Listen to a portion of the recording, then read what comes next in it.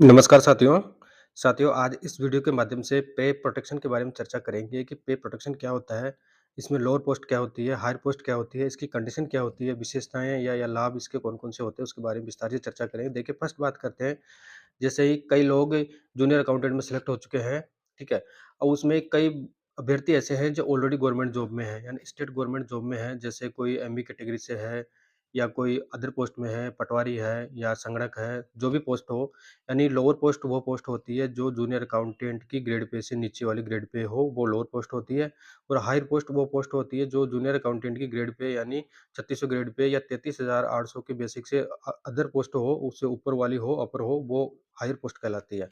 अब इसमें बात करेंगे कि जो साथी ऑलरेडी गवर्नमेंट जॉब में हैं, ठीक है? उनका प्रोबेशन काल कंप्लीट हो चुका है, अगर वो जूनियर अकाउंटेंट में सेलेक्ट हो जाते हैं, तो उनको जो सैलरी दी जाती है, वो किस प्रकार से दी जाएगी? साथियों इसमें विशेष रूप से ध्यान रखें, जो न्यूली कैंडिडेट सेलेक्टेड है या नए कैंडिडेट सेलेक्टेड है, वो ऑलरेडी किसी जॉब में नहीं है, तो उनके लिए तो जो सर्वप्रथम सरकार के नियम होते हैं, साधारण नियम होते हैं, जो प्रोविज़न में उनको फिक्स पे रखा जाएगा और आफ्टर प्रोविज़न कंप्लीट होने के पश्चात में उनको 33,800 पर फिक्स कर दिया जाएगा। यानी जो नए कर्मचारी है, वो ऑलरेडी किसी जॉब में नहीं है, उनके लिए तो ये नियम लागू होगा।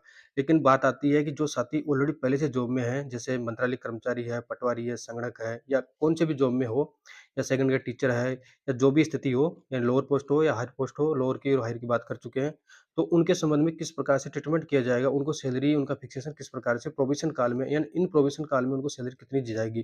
जो नए साथी है उनको फिक्स रखा जाएगा, लेकिन जो ऑलरेडी साथी जॉब में है, तो उनको कितना वेतन दिया जाएगा उसके बारे में चर्चा करेंगे। देखिए फर्स्ट बात करते हैं, इसकी कंडीशन की बात कर लेते हैं, किस किस प्रकार से आपका फ़ॉर्मूला फिटमेंट किया जाएगा, किस प्रकार से आपको फिक्सेशन किया जाएगा या किस प्रकार से आपको सैलरी दी जाएगी इन प्रोविज़न में, वो देखते हैं। देखिए पहली कंडीशन तो साथियों आपको या आपकी आपको जॉब आपका जो जॉब है वो 2 वर्ष का कंप्लीट हो जाना चाहिए। यानी आपका आपने जो जॉब किया है उसका फिक्सेशन हो जाना चाहिए, यानी आप स्थायी कर्मचारी सरकार के होने चाहिए। फर्स्ट कंडीशन तो ये होगी, ठीक है? आपका स्थायीकरण होगा, उसके पश्चात में आप जो भी साथी है वो प्रॉपर चैनल से एनओसी लेके आएगा तथा प्रॉपर चैनल से रिलीव होगा। यानी जो साथी ऑलरेडी जॉब में हैं, जिन्होंने जब एग्ज़ाम आपने जूनियर अकाउंटेंट का एग्ज़ाम दिया था, टीआरई का दिया था, उसमें आपने फ़ॉर्म में मेंशन करा था कि मैं राजस्थान गवर्नमेंट कर्मचारी हूँ और एमबी कैटेगरी से हूँ और या इस पोस्ट पे हूँ। तो उस संबंध में जो आपने सूचनाएँ दी है, उस सूचनाओं के माध्यम से जो जो आपका पुराना डिपार्टमेंट है, वो आपको रिलीव करेगा, एनओसी के माध्यम से तथा प्रॉपर चैनल से आपको रिलीव करेगा। अगर आपको आपने एनओसी नहीं ली है या आपने जो तथ्य है वो छुपाया है, आपने सूचना नहीं दी है। अगर आप उस जॉब से जूनियर अकाउंटेंट जॉब में आते हैं, अगर आपने प्रॉपर चैनल से आप नहीं आते हैं, तो आपको किसी प्रकार का बेनिफिट नहीं दिया जाएगा।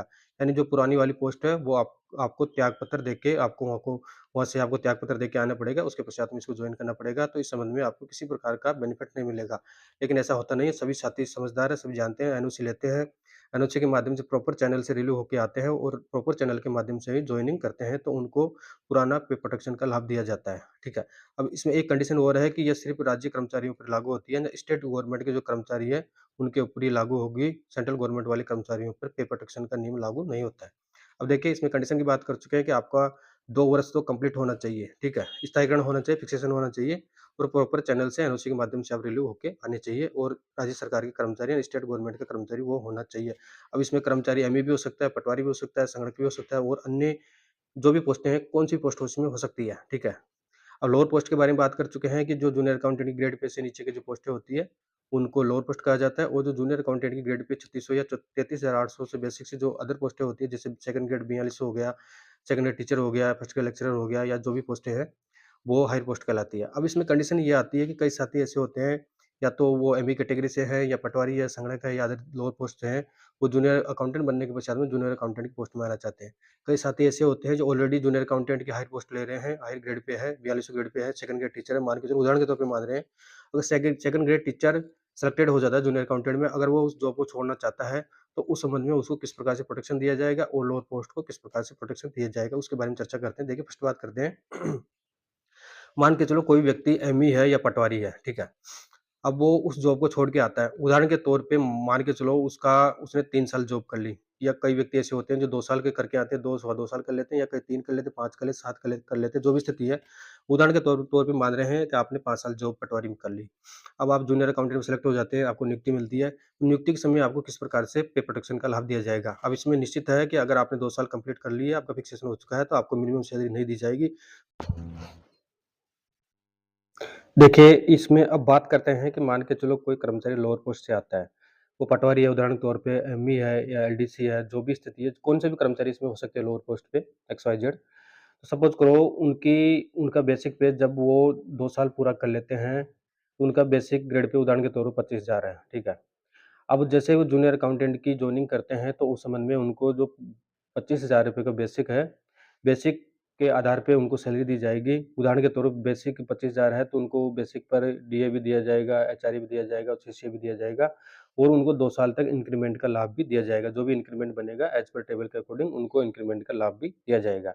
जैसे ही उनका 2 साल जूनियर अकाउंटेंट की पोस्ट पे पूरा हो जाता है, प्रोबेशन पूरा हो जाता है, तो प्रोबेशन पूरा होने के पश्चात में जो उनका मिनिमम है जूनियर अकाउंटेंट की पोस्ट का स्लैब 33,800 पे फिक्स कर दिया जाएगा, ठीक है? इसमें ये बात हो गई। अब इसमें दूसरी कंडीशन ये भी हो सकती है साथियों कि माना कि कोई भी कर्मचारी हो लोअर पोस्ट वाला, अगर उसका जब उसने जूनियर अकाउंटेंट को जॉइनिंग किया था, उस समय उसका बेसिक पे उदाहरण के तौर पे 33,800 से ज़्यादा था या 33,800 या 34,000 था, उदाहरण के तौर पे देखते हैं। अब उसको 2 साल तक जैसे जूनियर अकाउंटेंट का प्रोविज़न रहेगा, तो जूनियर अकाउंटेंट के प्रोविज़न पर उसको इंक्रीमेंट 2 दिए जाएँगे, जो भी स्थिति है इंक्रीमेंट मिलेंगे। उदाहरण के तौर पे अगर उसकी बेसिक पे 36,000 37,000 हो जाती है, वो लोअर पोस्ट से आ रहा है, जूनियर अकाउंटेंट पे आ रहा है, तो उस संबंध में जो उसका 37,000 अगर बेसिक पे हो जाता है, तो 37,000 का जो भी सारणी होती है, तो उसी सारणी में या जो नेक्स्ट सारणी बनती है, नेक्स्ट टेबल में उसको फिक्स कर दिया जाएगा। ये कंडीशन होती है, ठीक है? यानी उसको 33,800 पे फिक्स नहीं किया जाएगा। अगर किसी कर्मचारी की 33,800 से बेसिक कम रहता है, तो अगर कम है तो उसको मिनिमम 33,800 दिया जाएगा। अगर किसी पोस्ट का लोअर पोस्ट का 33,800 से अबोव ही उसका बेसिक रहता है, तो उसको 2 इंक्रीमेंट देंगे प्रोविज़न में और उसके पश्चात में जो 2 इंक्रीमेंट देने के पश्चात में जो राशि आती है, जो टेबल आती है, उस टेबल में उसको चाहे 36,000 हो, 37,000 हो, 38,000 उस पर उसको फिक्स कर दिया जाएगा। ये तो हो गया लोअर पोस्ट की बात। अब सबसे बड़ा पेचीदा मामला होता है हायर पोस्ट का। जैसे मान के चलो कोई कर्मचारी सेकंड ग्रेड का टीचर था, उसने 3 साल नौकरी कर ली या 4 साल कर ली, 5 साल कर ली, 10 साल कर ली, कितनी भी कर ली वो एक्स वाई जेड उदाहरण के तौर पे मान रहे हैं। अब वो जूनियर अकाउंटेंट में सेलेक्टेड हो जाता है। हालाँकि वो ऐसा कम ही होता है कि हायर पोस्ट वाला लोअर पोस्ट पे नहीं आता है, पर कई पोस्टें ऐसी होती हैं उसमें आ जाते हैं, ठीक है। अब इसमें सेकंड ग्रेड टीचर मान के चलो उसने 5 साल नौकरी कर ली। अब सेकंड ग्रेड का ग्रेड पे 4200 होता है और इसका बेसिक 37,200 होता है, ठीक है। अब 5 साल उसने नौकरी कर ली तो उसका उदाहरण के तौर पे बेसिक माने तो उसका 41,100 उदाहरण के तौर पे बेसिक हो गया। अब उस संबंध में जैसे ही उसका जूनियर अकाउंटेंट पर प्रोबेशन पूरा होगा, 2 साल वो कंप्लीट कर लेगा, तो 2 साल इन ड्यूरिंग 2 साल के पीरियड में तो उसको जो इंक्रीमेंट है वो लाभ दिया जाएगा, ठीक है? और जैसे ही उदाहरण के तौर पे मान के चलो उसका पहले जब वो जॉब छोड़ के आया था, तो उस समय उसका बेसिक पे 41,100 था। अब प्रोविज़न में जूनियर अकाउंटेंट के प्रोविज़न में उसको 2 साल का इंक्रीमेंट दिया जाएगा। उदाहरण तौर पर जो भी इंक्रीमेंट बनता है 3% के हिसाब से वो जुलाई में दे दिया जाएगा। अब उसका बेसिक पे उदाहरण के तौर पे मान के चलो 44,000 हो गया। अब जब जैसे जूनियर अकाउंटेंट का पोजीशन होगा तो क्या उसको 44,000 पे करेंगे या 33,800 पे करेंगे या कैसे करेंगे? ये सबसे बड़ी समस्या इसमें आती है। यानी हायर पोस्ट से अगर लोअर में आता है तो उसमें क्या सिस्टम अपनाया जाता है उसके बारे में चर्चा करेंगे। लोअर पोस्ट की तो कर चुके हैं, लोअर पोस्ट में किसी प्रकार की समस्या नहीं होती है, नॉर्मल तरीके से जो भी उसका मिनिमम है 33,800 पे करेंगे या जो उसका मैक्सिमम बन रहा है जैसे 37,000 बन रहा है तो 37,000 के हिसाब से उसको फिक्स कर देंगे। अब हायर पोस्ट पे लोअर पे आ रहा है तो उस संबंध में इसमें ये काल्पनिक रूप से माना जाता है कि उसने 5 साल नौकरी कर ली उदाहरण के तौर पे। अब उसका जो 2 इंक्रीमेंट उसको दे दिया इन प्रोविज़न जूनियर अकाउंटेंट में 44,000 उदाहरण के तौर पे उसका बेसिक बन गया। तब उसको 44,000 पे फिक्स नहीं किया जाएगा साथियों विशेष रूप से ध्यान रखिए। उसको एक काल्पनिक रूप से ये सरकार द्वारा ये देखा जाता है कि मान के चलो अगर वह व्यक्ति अगर 5 साल पहले जूनियर अकाउंटेंट में पोस्टेड होता, यानी 5 साल पहले अगर वो जूनियर अकाउंटेंट में पोस्टेड होता तो 33,800 के हिसाब से 2 साल तो उसको प्रोविज़न रखते। वो 3 साल में जितना उसको इंक्रीमेंट मिलता है, जितना भी इंक्रीमेंट मिलता है, 3 इंक्रीमेंट मिलते हैं, उसके अकॉर्डिंग उसको फिक्स किया जाएगा। यानी जो भी 37-38 हज़ार रुपए की उसकी जो सारणी में आएगी, उसके अकॉर्डिंग उसको फिक्स कर दिया जाएगा। यानी उसको 44,000 रुपए का लाभ नहीं दिया जाएगा आफ्टर प्रोविज़न कंप्लीट होने के पश्चात में। अब इसमें ये चीज़ कंडीशन रहती है कि जैसे वो हायर वाला सेकंड ग्रेड टीचर है, अगर वो 44,000 41,000 रुपए ले रहा है पहले ऑलरेडी, तो उसको 2 साल तक तो 41,000 रुपए के हिसाब से ही उसको सभी अलाउंसेस दिए जाएँगे, बेसिक दिया जाएगा, डीए दिया जाएगा और जो भी सीसीए है ज और जितने भी अलाउंसेस जो बनते हैं, वो उसको दिए जाएँगे 2 साल तक तो। 44,000 यानी 41,000 के हिसाब से दिए जाएँगे, जिसमें उसको इंक्रीमेंट भी ऐड करेंगे 2 साल तक और जो भी अलाउंसेस है, वो पुरानी सैलरी के हिसाब से दिए जाएँगे।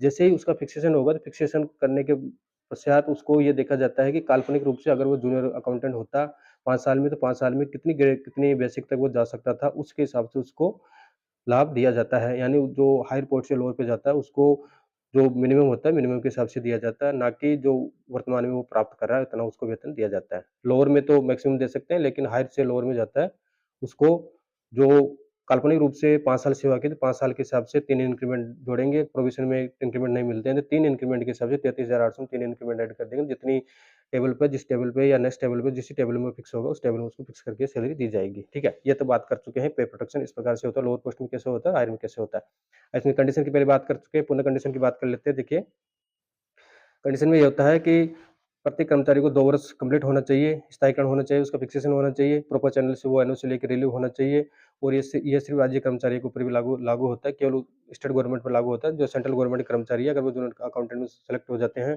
तो उनको किसी प्रकार से पे प्रोटेक्शन का लाभ नहीं दिया जाता है, ठीक है? ये बात कंडीशन की कर चुके हैं। अब इसमें विशेषताएँ देखते हैं, कौन-कौन से लाभ होते हैं, ये देखते हैं। मान के चलो कोई कर्मचारी स्थायी होके जूनियर अकाउंटेंट में सिलेक्टेड हो जाता है, तो उसमें उसको कौन-कौन सी विशेषताएँ या बेनिफिट दिए जाते हैं। देखिए, मान के चलो जैसे कोई पुराना कर्मचारी है, प्रोबेशन में तो किसी प्रकार का आपको पता है कोई कुछ नहीं दिया जाता है, सिर्फ़ एक फिक्स सैलरी दी जाती है और उसमें एक सीएल दी जाती है, ठीक है? और जो भी कंडीशन है वो एमएल है, पीएल है, यानी पितृत्व अवकाश है, मातृत्व अवकाश है, सी और सीसीएल है, वो दिए जाते हैं, ठीक है? यानी जो उपार्जित अवकाश होता है वो नहीं दिया जाता है और मेडिकल नहीं दिया जाता प्रोविज़न में। लेकिन जो कर्मचारी ऑलरेडी जॉब में है, उसने छुट्टियाँ अर्न कर ली या एडेड कर ली, मान के चलो कोई सेकंड ग्रेड टीचर है या पटवारी है, उसने 5 साल जॉब कर ली।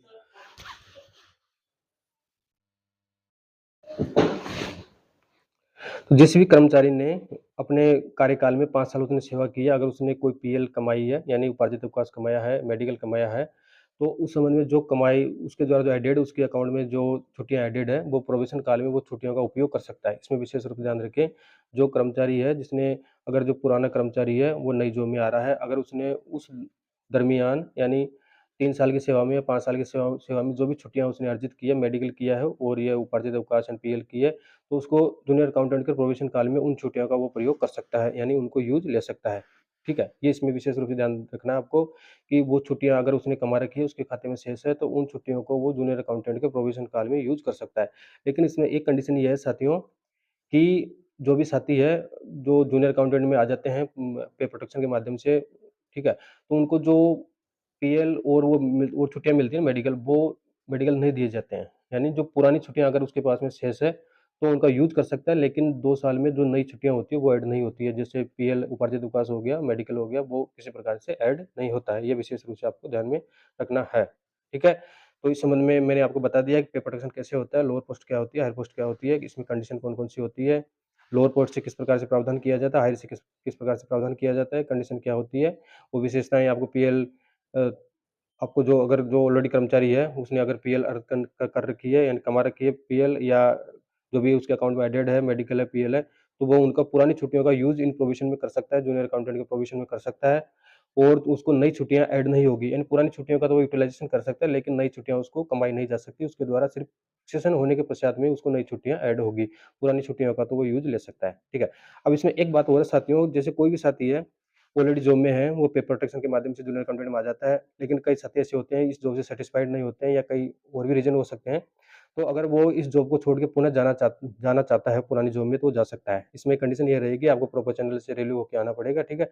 और यहाँ पे जिस पोस्ट पे जूनियर अकाउंटेंट पे आप आ रहे हैं, तो आपका यहाँ पे फिक्सेशन नहीं होना चाहिए। यानी 2 साल से पहले-पहले यानी 2 वर्ष से पहले-पहले आप इस जॉब को छोड़ के प्रॉपर चैनल के माध्यम से पुरानी जॉब में भी जा सकते हैं। अगर आपका यहाँ पे प्रोविज़न फिक्स हो गया, आपका स्थायीकरण हो गया, तो आप पुरानी पोस्ट पर कभी भी नहीं जा सकते हैं। इस रूप का आप विशेष रूप से ध्यान रखें। ठीक है साथियों? तो इस संबंध में पे प्रोटेक्शन के बारे में मैंने आपको कंप्लीट वीडियो के माध्यम से समझा दिया है कि आपका पे प्रोटेक्शन कैसे होता है, आपको किस प्रकार से लेना है, लोअर पोस्ट क्या होती है, हायर पोस्ट क्या होती है, कंडीशन क्या होती है और विशेषताएँ या कौन-कौन से प्रॉफिट आपको इन प्रोविज़न में मिलेंगे। ठीक है? थैंक यू साथियों।